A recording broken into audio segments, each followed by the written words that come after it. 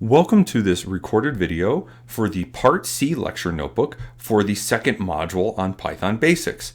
In this lecture notebook, we are going to do a deeper dive into the structure of arrays of data using NumPy. In particular, we will see how to index arrays more carefully. We've already talked a little bit in previous lecture notebooks and videos about Python indexing starting at 0. We will revisit that more carefully here. We will discuss how to slice through arrays of data, and we will also discuss how to perform some useful operations on arrays of data. There's only two activities, one of which is the summary activity for this notebook that you have to do. There is no instructor-led activity, but I will discuss the instructions for this main activity that is in this notebook, so that hopefully it's primarily straightforward. It's mainly an experiment activity. So Python indexing is zero-based. We've mentioned this before, but it's important to mention again. The first entry in any row or column, or really any dimension of the data, is indexed by 0. So when we mention what you would mathematically call the 1-1 component of, let's say, a two-dimensional array, meaning the first row and first column entry of a two-dimensional array, you must actually use square brackets and then a 0, 0 because of the indexing starting at 0. These square brackets are necessary to get this to work. You must remember this. Remember both the square brackets and the Python indexing starting at 0. More generally, this means that if you wanted to access the ij component of a two-dimensional array, which means you would like the component that is in the ith row in the jth column, you must use square brackets, and then for the first entry use I minus 1, and then j minus 1 for the second entry. There is also another useful way to access components using negative integers. It might seem a little weird, but it is useful in a variety of practices. Sometimes we loop through arrays backwards for certain computations, or sometimes there's just information you need to access at the end of an array, and you don't necessarily know how long the array is. In that case, you can say, I want to just use a -1 instead of n minus 1. And the n minus 1 is there because of the indexing starting at 0. So that would give you the last component of an array, -1. You could use a -2 instead of n minus 2 to get the second to last entry, and -3 instead of n minus 3 to get the third to last entry, and so on. The following visual aid is very useful to remember or refer to whenever you get a little confused about indexing in Python. So this is for a typical 2D array of size n by m, or I should say shape n by m. So notice the first component in the first row and first column is given by a 0, 0 in square brackets. To get the second column entry in the first row, you would use 0, 1 in the square brackets. 0, 2 would give the third column entry in the first row, whereas 1, 0, again in the square brackets, would give you the second row first column entry, and a 1, 1 would give you second row second column, and so on.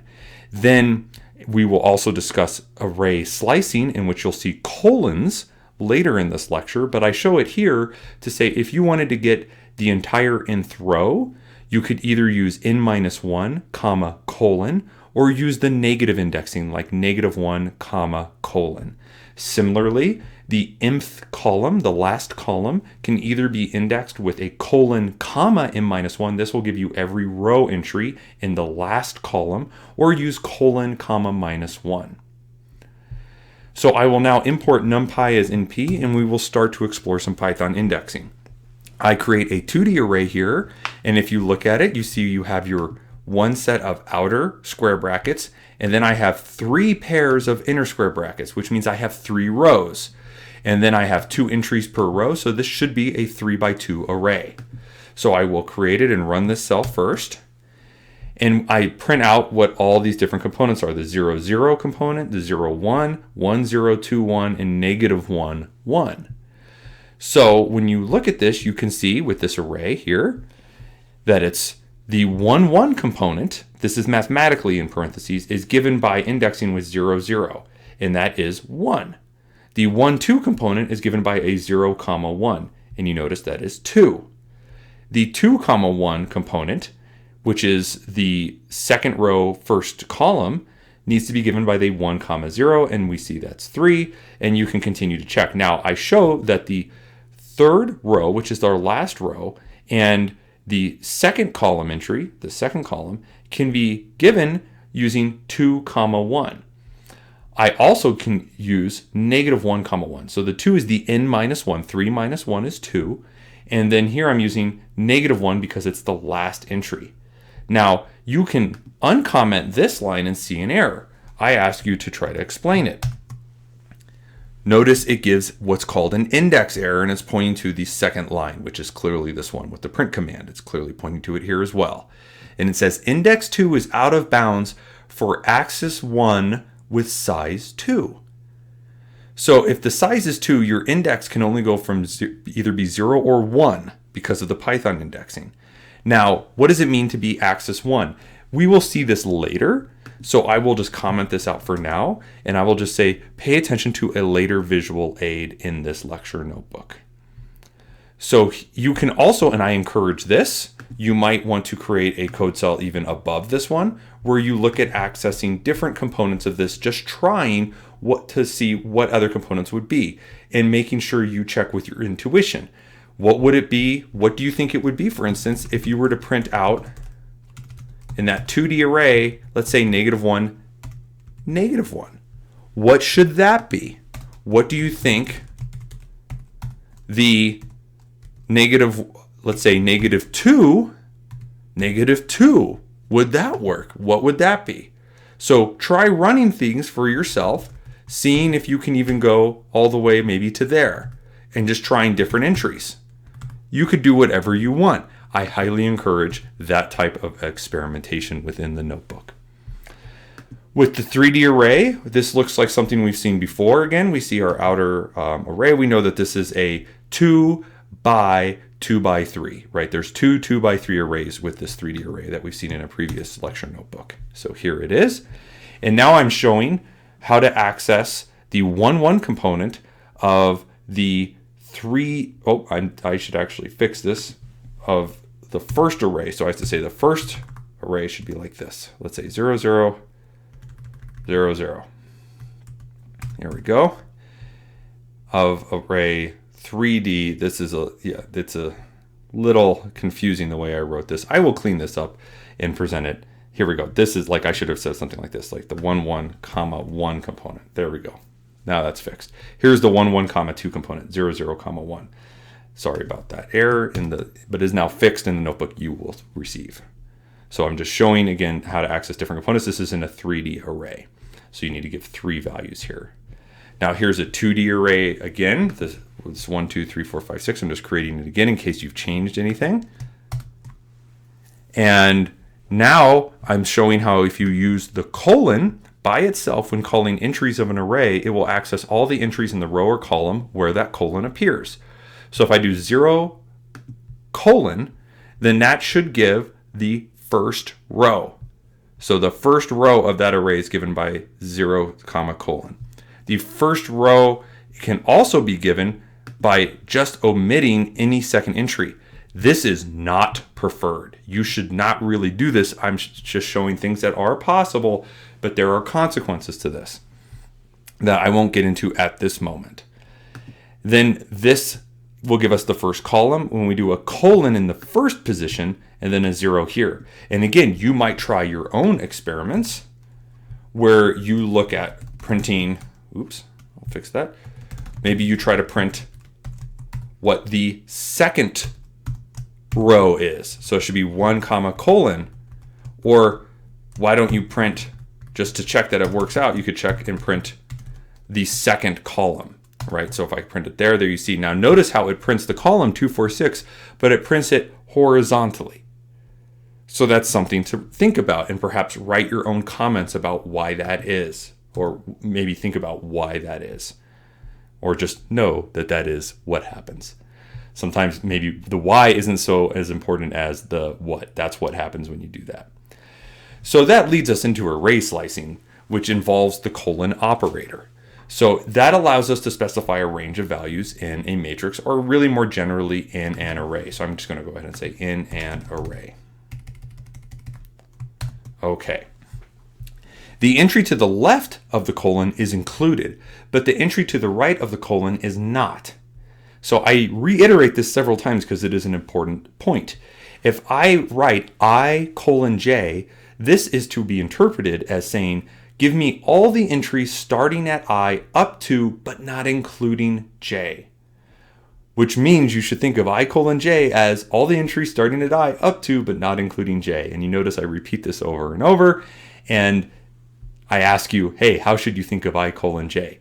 All the entries starting at I up to, but not including J. That's the only way to think about it. So I give something here. Now, look at this. I create an array. I do something where I use a new command you haven't seen, I believe, yet at this point in the lecture notebooks, which is the reshape command. I use the range function from 1 to 13, and just like where I could use that to create a list, I use it to create a NumPy array. Now, range 1 to 13 will give me a set of numbers from 1 to 12. It will go up to, but not including, 13. So that's 12 elements, and I reshape it in a 3x4 array, which has 12 elements. Now, if you look at what I'm saying here, I say, I want to print out all of the rows associated with the first up to, but not including the third column. Excuse me, so this Python indexing is 0, so the second up to, but not including the fourth column. So it would be the second and third columns of this matrix or array A. A matrix is just a type of array. So you notice this is the full matrix or array. And if I look at printing out A colon comma 1 colon 3, this should give me all the rows associated with the second and third columns. And you see there's the second column 2 6 10, 2 6 10, 3 7 11 is the third column, and 3 7 11 is printed here. So there's some additional examples that I show here, and I'm also using negative indexing. So you can give a list of indices into either component as well. And so you might want to add a comment here that we can also use list of indices to perform slicing. So I'm going to erase that. I highly suggest you write that because there are some things that are very useful for you to write yourself. So you notice here I first slice something out of A, I call it B, and then I slice something out of B and call it C. See if you can make sense of this result through here. You might want to split the cells.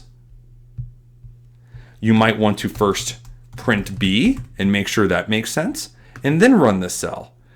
You should edit and make this as useful as possible to yourself, and consider adding code comments to make sense of all the steps involved when you look at it in the future. So there we go. So you can also omit a later index, and I'm not saying that you necessarily should. So I talked about this a little bit before. There's the key points here. So like here, I'm omitting a later index, and everything will look kind of similar. I said this is where things can go a little weird or a little wrong earlier in this video. So A is this two-dimensional array. Here I'm saying, give me all the columns associated with the rows, the first row, the second row, but not the third row. So 0 up to, but not including 2, which will give me the first and the second row. Here I use a comma, but I omit a later index. Here I didn't even have the comma. Here I have the comma and then the colon. Now I do all of this to show what happens when I even just take the difference between these two things right here. That 0 colon 2 and 0 colon 2 with a comma. So that looks rather reasonable. Here, when I take this difference between 0, 2 and this, everything looks like it's all zeros, right? Like it looks like it looks like they're all the same. And it looks like when I subtract them, that all the entries subtract together to give me an array of zeros. So it looks like they're all the same. So here everything works as expected. But here's where things maybe start to go a little weird. Everything here may look okay on first glance, but try printing the shapes to see that not is all as it may seem. The subtleties here are unlikely to produce problems though.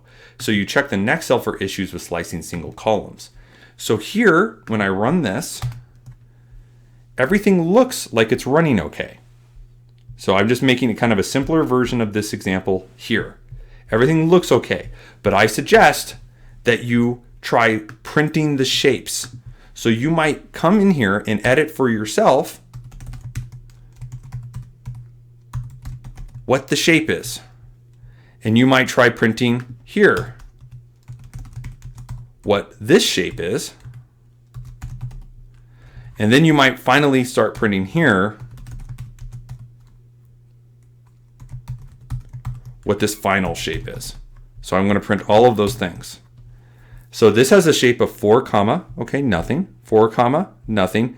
This one is 1 comma 4. So these actually produced different shaped arrays. And even though the subtraction produced a result that maybe looked as expected, if you look at it, it's actually a 2-dimensional array.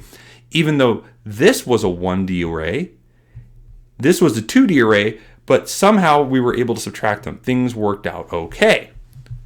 So you might add your own comments in markdown cells along with printing the shapes to explore this. This is where you should experiment to understand this. Now here I do print the shapes. There's part of this cell here. Look what happens. Now I'm doing the slicing, but I'm doing it with I'm slicing individual columns, and I'm taking just all the entries in a row associated with a particular column. I'm saying give me the second column. Python indexing is at 0. I look at the shape of that, and then I do 1:2, which is give me the first up to but not including the second. Now look what happens. That's of shape 3 comma nothing, right? It's a 1D array when I do the :1. But :1:2 actually gives me a 2-dimensional array of shape 3 1. Now look what happens when I subtract them. I now get a 2D array of shape 3 by 3. And the entries are perhaps not what was expected at all. So this is where you need to understand to be careful with array indexing, and you should pick a convention that you're more consistent with and understanding the shapes and dimensions of the arrays that you're working with. It's meant to basically just let you know things might work at first in how you do things with rows, and it might not work the same way with columns. And even if it worked with rows, there actually might be differences in the shapes of the arrays, because these were 1D arrays and these were 2D arrays, and we saw the same thing happen here. And then sometimes the results can be rather bizarre or unexpected. So I re-examined the single column slicing to try to make a point about what's happening, but you might want to add, again, like I said, more examples for yourself, code comments, and additional markdown cells to explain things to yourself. If you look at this previous code cell, you arrive at this conclusion. If we want to use slicing of a 2D array of shape nm to extract the jth column and keep the shape as if it is a column vector of shape n comma 1, which means we want it to still be a 2D array, then you need to slice the original array using j-1:j. That will give you the jth column, right? Because of Python indexing 0, the jth column is at j-1, and you use this notation when you're doing the slicing if you want an array to look like this, like a column. It's just something to keep in mind. That could come back to bite you later on when you're using Python for some computation, and you might not remember why. Hopefully with this notebook and adding your own examples and in comments, you will at least avoid that mistake, or remember where to look to refresh your memory about how to avoid that mistake. So there's also slicing you can do from the end of the array using the -n, using a negative integer. So -1 slices the very last entry of the array, but you could also do things like say, give me 2:(-1, which will say start from the third entry, give me all the way up to, but not including the last, right? Not including. But if you wanted to include all the way to the last entry, you would just use 2 and then a colon, right? So that's what I'm showing here. There's some examples, and you should read through this again yourself. You might find it useful again to split these cells into smaller cells and add additional comments and explanations for what's going on. And then I just do another example here where I again give a list. In some, this actually we can give arrays or lists as inputs to select some specific rows and columns, and we've actually already seen examples of that. So then we get into a meatier part of this lecture notebook, which is Elementwise versus standard operations in NumPy.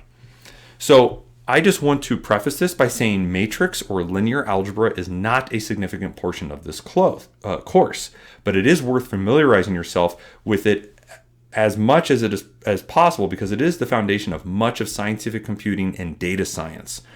You do not need to know linear algebra in order to understand how to do basic arithmetic with matrices. It just requires a bit of practice. I provide a link to some basic operations, I believe, right here.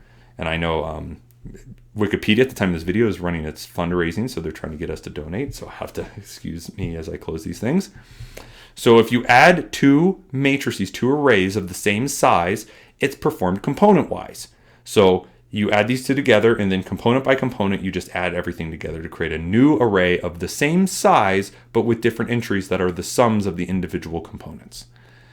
You can multiply an array by a scalar, and that's component-wise as well, which is different than what we've seen when we multiply an integer to a list. With NumPy arrays, multiplying by a scalar will perform this operation. A transposition just interchanges rows and columns. So it takes the first row and makes it a column, and it takes the second row and makes it the second column, and so on. Matrix multiplication gets a little tricky. There's things like element-wise multiplication of two arrays of the same size, which are component by component, but then matrix multiplication is quite a bit different if you've never seen it before. So there's some description here, and there are some examples, and you can look up some additional examples online. I just mainly show you what's going on here. So some key points: NumPy has functions for both element-wise multiplication of arrays of the same size and standard matrix or matrix vector multiplication, where the so-called inner dimensions must agree. Arrays are basically just matrices and vectors. Vectors are special types of matrices. Two arrays can be added together if they are the same shape. The result is an array of the same shape with each component equal to the sum of the corresponding components. I already mentioned that looking at the Wikipedia entry. We use the np.multiply function for element-wise multiplication, but you could also just use the asterisk. The arrays need to be the same shape in order for this to work. Similar to the sum operation, the elements of the result are equal to the product of the corresponding elements of the individual arrays, and the output is an array of the same shape. Whereas the np.dot function, spell out dot function, for standard matrix or matrix vector multiplication. This requires compatibility of certain parts of the shapes, and the order matters. We'll see an example below. In fact, in your activity, you'll explore this quite a bit, but we do not dwell on it at this point in the lecture notebook, but it is pursued in great depth in your activity. Array multiplication is not matrix multiplication. It is an element-wise operation. So here again, I use the range function to create, with the reshape function in NumPy, to create three different arrays. You might want to add a comment here where I have question marks to say what this C is doing. I print out these entries to show three different arrays, and you can see that array A is 3 by 4, array B is 4 by 3, and array C is a 4 by 4.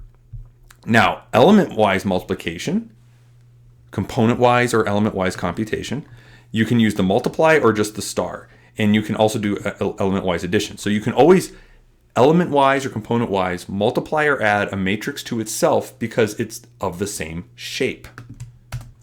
So here is the result of those computations. These dot computations make work where I can do np.dot of A comma B, because A is 3 by 4 and B, right, is 4 by 3. And when the inner dimensions, which would be the 4 and the 4 here, those are the inner dimensions. Here's the outer dimensions. This is the 3 and 3 in that multiplication. The inner dimensions agree.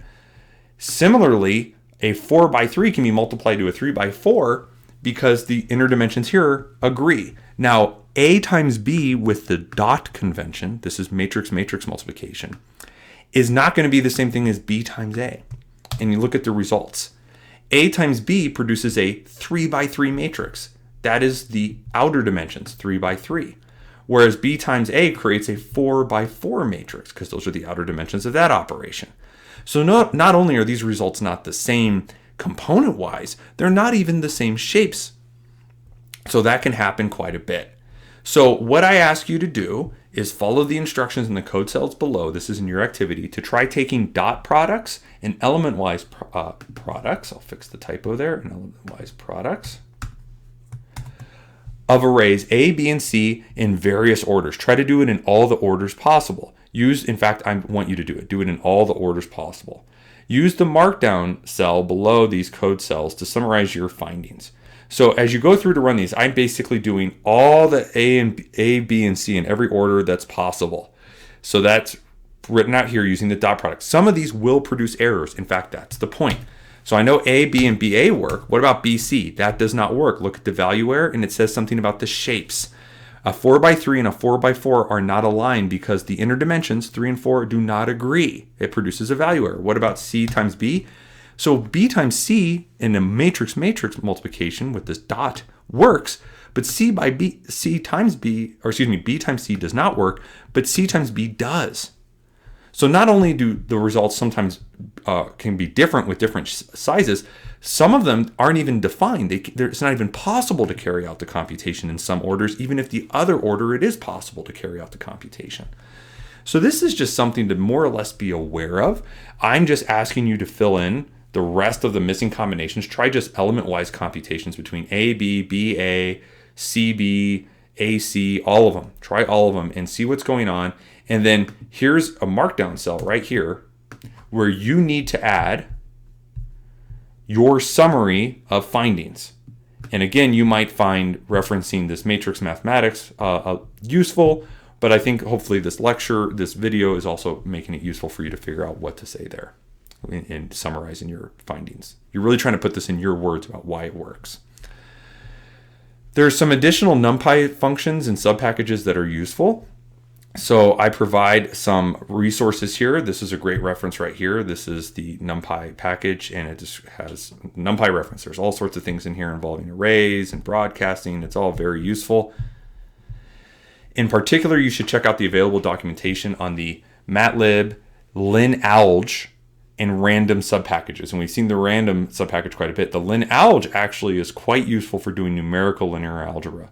These are extremely useful subpackages in general that can do most of your everyday computations in undergraduate and beginning graduate mathematics. The page on n-dimensional arrays is also very useful. It's linked to here. And it describes creating arrays, and you can, again, there's examples and things to look at. There's lots of links and everything here. So you can explore this a little bit. Arrays inherit many methods. Remember, functions are sometimes called methods from the NumPy namespace that allow for quicker access to certain functionality and shorter, more readable code. Many methods can be applied in one line of code where the order of operation is specified by the order in which the methods appear from left to right. I show some examples below. So we're going to start with that matrix A. I'm going to look at taking the mean of A. And then I'm going to use the NumPy function mean, but I'm also just going to attach to A the dot convention dot mean. Then I'm going to look at the transpose of A, but also show how I can just do A dot transpose. And then I'm also going to do A dot max. So again, here's A, 1, 2, 3, 4, 5, 6, 7, 8, 9, 10, 11, 12 as a 3x4 array. If I take the mean of A, that will take the mean over all components, and the average value is 6.5, which I can also just get by saying A dot mean. If I take the transpose, remember I said that changes the rows with the columns. So that's exactly what you see here. 1, 2, 3, 4 is the first row, is now the first column. 5, 6, 7, 8 is the second row, is now the second column. And finally, 9 through 12 which was the third row, is now the third column. And I, of course, could have done the same thing with A dot transpose. And you might, again, find that you want to split this larger cell up into smaller cells to make sense of all of this. And then the max entry across everything in A is 12. So A dot max returns 12. Now you might say, and this happens a lot, that in my array, maybe I only want to perform computations across the various rows or columns. Many times in data science, each row is a collection of data of features associated with a particular sample. Like in health data, every patient might be given their own row, and each column might be their height, their weight, their age, a bunch of metrics that are measured for the person upon admission into, let's say, a hospital. And then you might want to do certain operations on the rows to summarize, across the columns to summarize all the patient's health statuses. So you need to do this thinking in terms of axes. So there's some key points here. We say that the rows are aligned with axis 0. Python indexing starts with 0. And the columns are aligned with axis 1. If you have a 3D array, then the third dimension is aligned with axis 2. We sometimes only want to apply a function across rows or columns, as I mentioned. So if you do this, and there's more to read here. I don't want to read everything directly to you, but I want to just present this array here. And I said, you typically, in data science, you typically arrange an array where the rows are associated with each individual sample. So you have sample 1, sample 2, sample 3, all the way, let's say, now I'm saying that there's m samples, instead of n samples. And then each column is a collection of the features associated with those samples. So it might be the heights, the weights, the ages, all these things could be the cholesterol levels. All of these things could be pieces of data across each column for each person that's in your sample study of some population. Going down this direction is axis 0. Going across the columns is axis 1. So if you look at A again, and I say, all right, compute the mean, and I can do it with np.mean or a.mean, and if I feed it axis equals 1 or axis equals 0 as a particular entry into that function, let's look at what happens. So here I get an array of 3 things. So this is the first array A. That's the first thing I printed. And again, you might want to split the cell if it makes it easier for you to follow. This is my array. This is my mean across axis 1. And then I take my mean across axis 0. So let's look at that real quick. So I'll zoom in here. 2.5, 6.5, and 10.5. What's going on? When I gave it axis 1, right, axis 1, we took the mean across the columns, which means that each row produced a value. And we said, oh, the average value for the first row is 2.5. The average value for the second row is 6.5. The average value for the last row is 10.5. There's 3 rows. The output is a one-dimensional array with a shape 3, nothing, as you might recall. And I'm showing 2 ways to do that. Here, I'm taking the mean down the rows, axis equals 0. So now the first column has a mean of 5. The second column has a mean of 6. The third column has a mean of 7. The fourth column has a mean of 8. And that's why there's 4 entries in that array. That is that mean. And then I show some composition of functions where I do the transpose first, and then I take the mean down the first axis. Remember, the transpose interchanges the rows and the columns. So this, unsurprisingly, produces a result that is exactly the same as taking the mean of axis 0. So these 2 computations produce the same result. And this computation should produce the same result as either of those, which is what we see here. The 2.5, 6.5, 10.5 matches those. So you might, and I highly encourage you, to create your own examples here. Create your own code cells where you create your own matrices, your own arrays of different shapes and sizes. You can use this as a template. I'll scroll up to where I created these. Use the range command and reshape into different sizes and shapes, and try playing with this for yourself and making your own notes to build your intuition and expertise with this. I highly encourage that. And then include 3 summary points in the final activity along with examples to go with them. And just a friendly reminder, please write in complete sentences and make everything very clear in your summary.